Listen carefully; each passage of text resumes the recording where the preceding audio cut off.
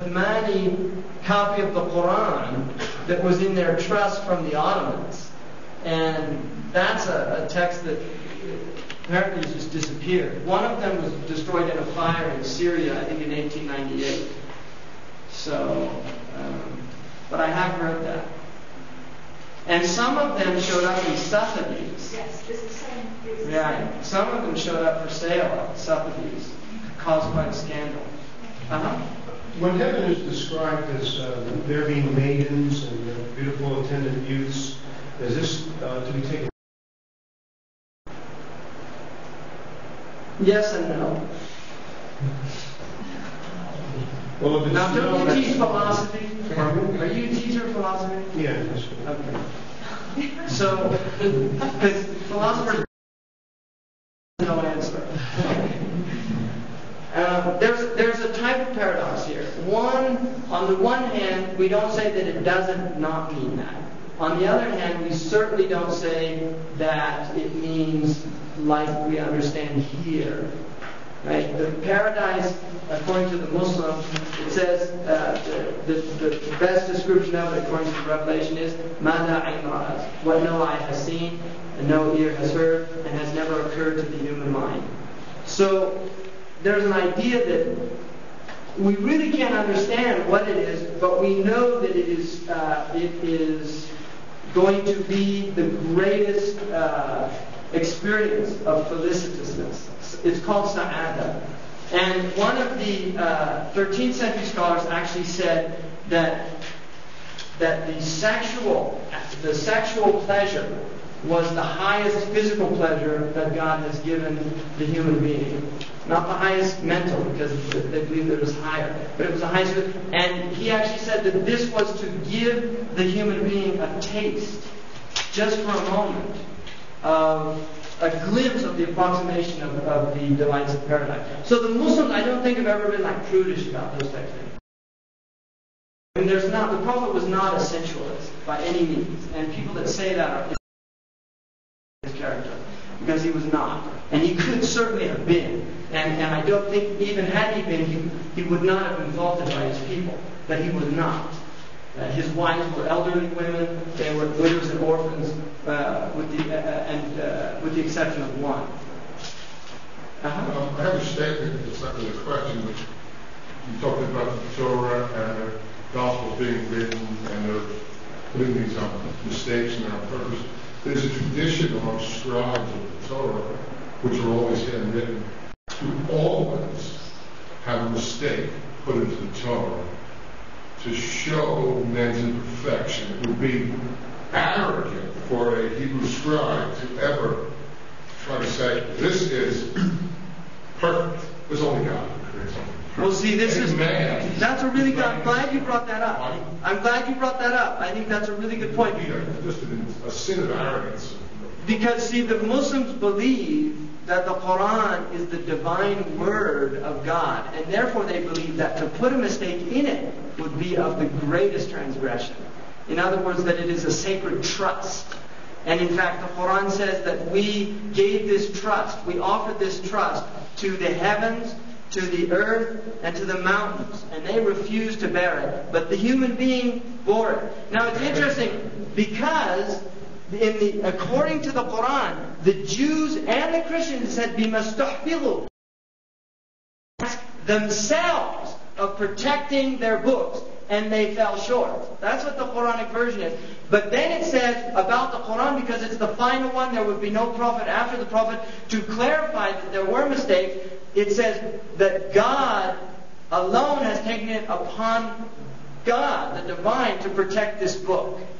So the Muslims actually believe that it is divinely protected for that very reason. And I'm really glad you brought up that point, because I think it's a very pertinent point. I just added a postscript to that, because when Arabs do their carpet work, they make a deliberate mistake in it. Right. So that's similar. A carpet with a mistake is worth a lot more than a carpet that's made by a machine in Belgium. Anything else? I'm curious, how many people approximately know the entire Quran? I would say it's probably, if not in the hundreds of thousands, I would say it's, it would be hard to estimate. But I'll give you an example. When I was in Mauritania, the tribe that I stayed with, and there's several thousand of them, none of the men do not know the Quran by heart. Every single, it's like a prerequisite for that tribe. The tribe that man's from, they all memorize the Quran.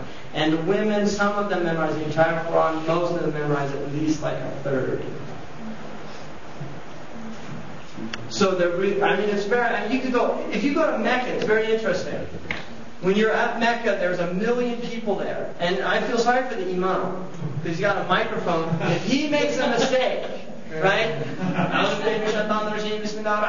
He'll make a mistake. Boom! You just hear voices from all over breaking in and correcting him.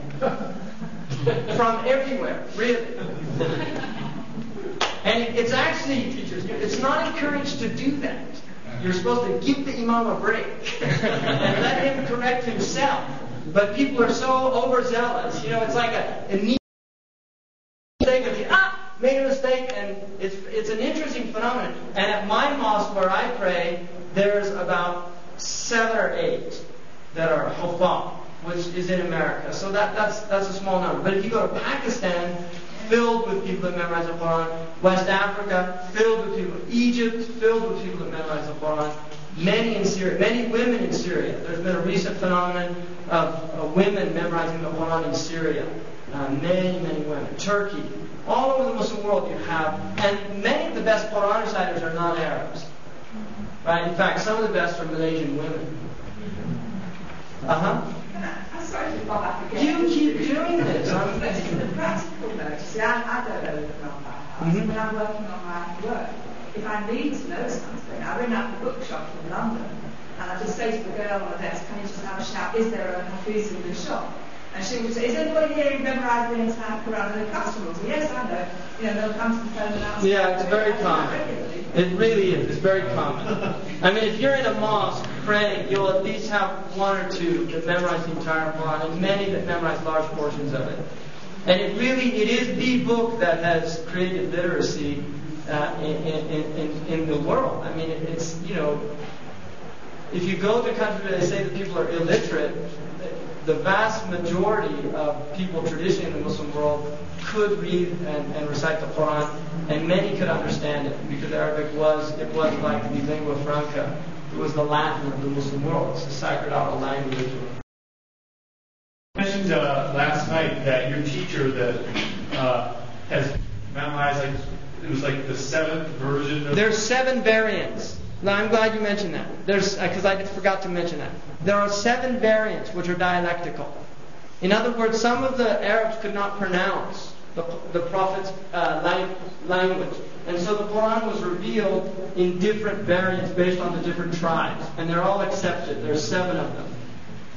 And it's a hadith that's written. It does not change the meaning by consensus. You will find no doctrinal change in the Quran. For instance, I learned according to Imam Warsh, who's the African reciter. And there are other people who recite, the vast majority of Muslims recite by Asim or Hafs, who's originally from Kufa. If they hear me reciting and they're ignorant, they might think I'm making mistakes. You see, they might think, but if they're educated, they'll know right away he's reading a sound variant. So, just to give you an example, if I said in Surah Al-Fatiha, I would say, Bismillah ar-Rahman ar-Rahim, Alhamdulillahi Rabbil Alameen, ar-Rahman ar-Rahim. In Warsh. In Hafs, Maliki Yawmiddin.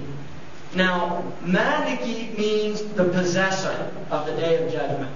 Maliki means the king. So the meaning is not changed. They're both... Maybe you should write that word and they can see. Well, yeah, just the difference here. It's the same root. And the difference would be in the house there's just a mark right there. Maliki. And in the Warsh, Maliki, like that. So there's only a few differences like that. The others will be more in pronunciation. So. it's time for the prayer.